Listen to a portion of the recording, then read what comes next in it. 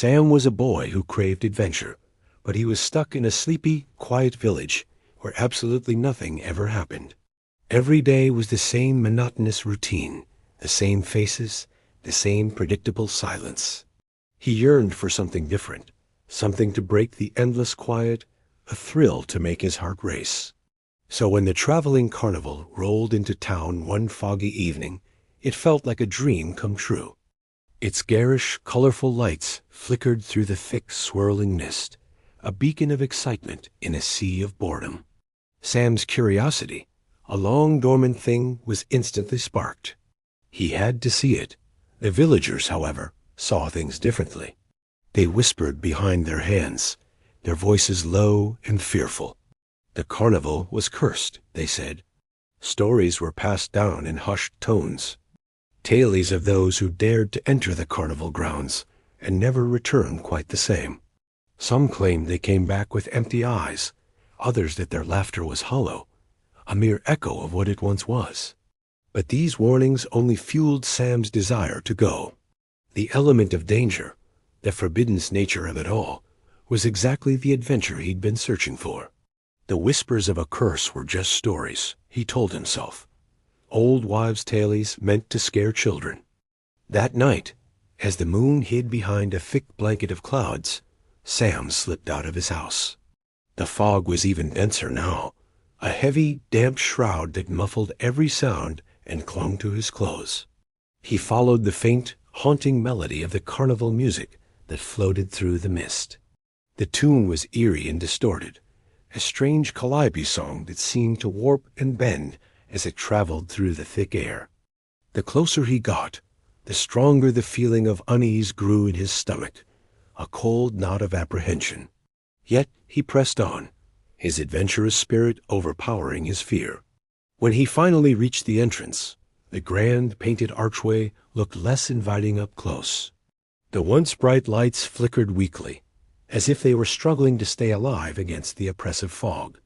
The rides, like the Ferris wheel and the carousel, moved with an agonizing slowness, their movements jerky and unnatural. It was as if the entire carnival was tired, breathing its last breath. The workers he saw were even more unsettling. They moved with a listless shuffle, their faces gaunt and their eyes hollow, watching him with an unnerving, vacant stare as he passed. There was no joy here, no laughter, only a chilling, pervasive silence, broken by the mournful music. Despite the creeping dread that was now crawling up his spine, Sam's eyes were drawn to a large, imposing tent at the very center of the carnival grounds. It stood apart from the others, its canvas a deep blood red.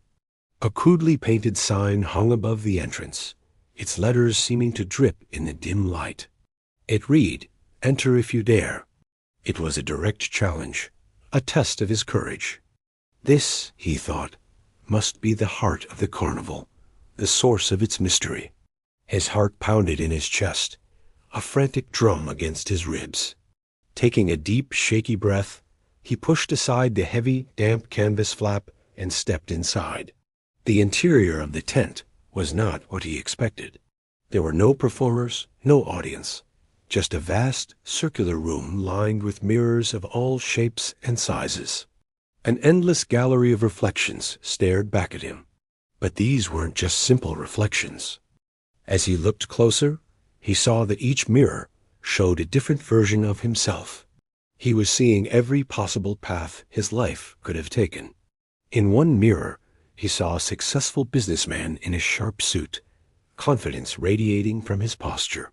In another, a celebrated artist, a paintbrush in his hand and a masterpiece on the easel before him. But not all the reflections were so positive. Darker versions of himself stared back from other mirrors, their faces twisted by anger, greed, and regret. One version was hunched and broken, another's eyes burned with a malevolent fire. It was a dizzying, terrifying collage of his own potential. He stood frozen in the center of the room, overwhelmed by the sight of all his possible selves. Then, the impossible happened. The reflections began to move on their own, their movements no longer mimicking his. With a sickening, grinding sound of glass, They started to step out of their mirrored prisons. One by one, the different versions of Sam emerged from the glass, their forms solidifying as they entered the tent. They surrounded him, a silent, staring crowd of his own face.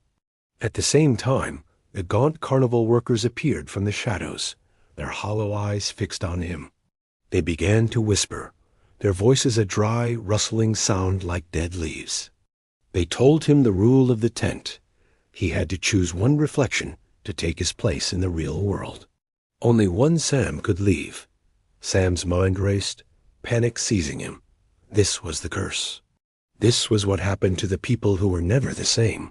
He frantically scanned the circle of reflections, searching for an escape.